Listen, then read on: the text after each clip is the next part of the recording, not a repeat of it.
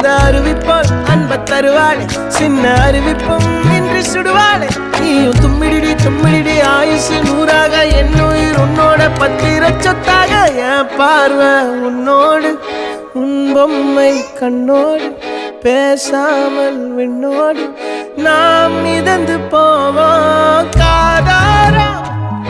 அடியாளோ நான் தாங்க மாறோடு